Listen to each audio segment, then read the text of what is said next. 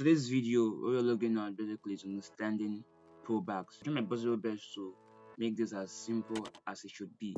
Because one of the things in trading is that no matter how complicated we see it, or no matter how wide and broad the market can be, when you make something yours, you can easily explain it. Right. So I believe that most persons might still find struggle in it. That's because they have not they can't just resonate with it.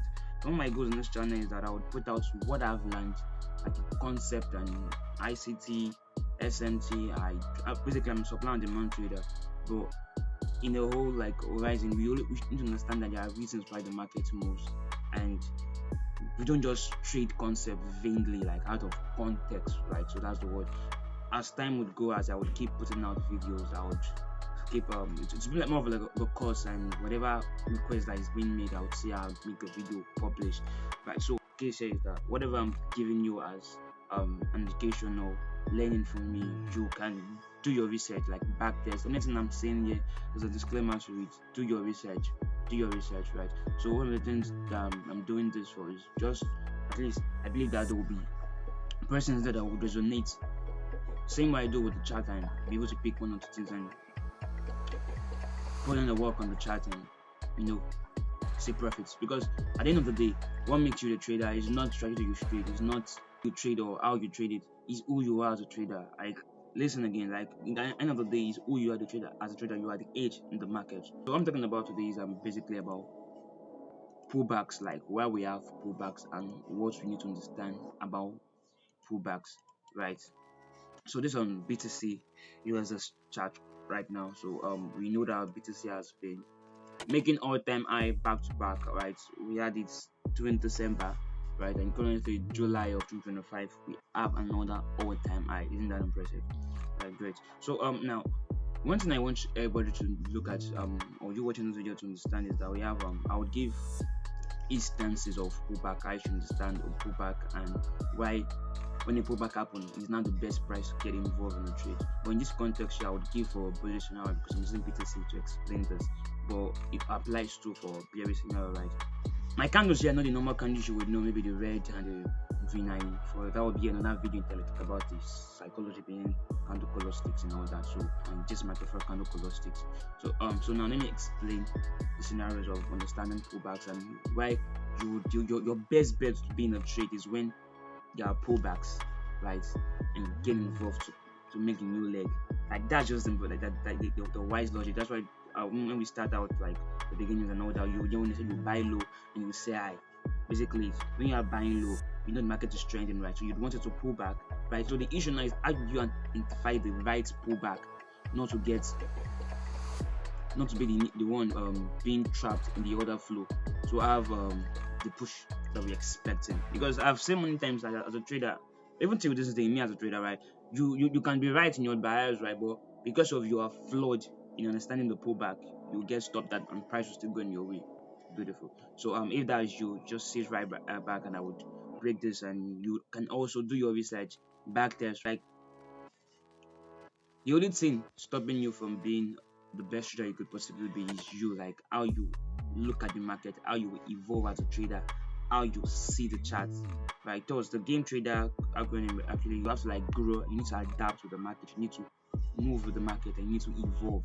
Simple, like we don't get losses here, we don't get wins, we just get growth, we get lessons. That's just it. Right, so let's go into the video. So about the pullback now, I'll give the first scenario. So you can have pullbacks happening like this. We're in an uptrend market right now, right?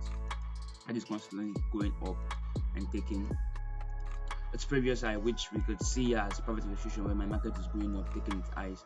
And if you looking at highs, and again, don't get like this since people are not even still understanding. You can also look at uptrend within candles, right? Look at this candle now. We saw this it's a club trend. Even not looking at it from the based on like understanding structure, but within the candles we will see that it's an uptrend, right? This is a bullish candle, went up, add a downtrend here. Within this candle, it's a bearish one. Then we add another push, right? But we understand that this is coming from a bullish push, right? An uptrend. Then this push here happened within this. Then we can add a push. But now notice something spectacular. Maybe your eyes was not going to it before, but let me bring it up to you. This by the way, this is a 3 months time frame. But again, price is fractal. Price is fractal, right? So see the scenario here. This is a valid pullback. Why is it a valid pullback? Because price did what here? You could see how price didn't take out this eyes, right? This eye that was printed here, right? Price didn't take it out. Price didn't take it out. What price did instead was this. Price created a downtrend. Like downtrend basically was like a retracement, a pullback to finish up with what it's doing. Took out this swing low, right? And price took it out. So this is a completion of an uptrend. Like most persons might miss it and be like, okay,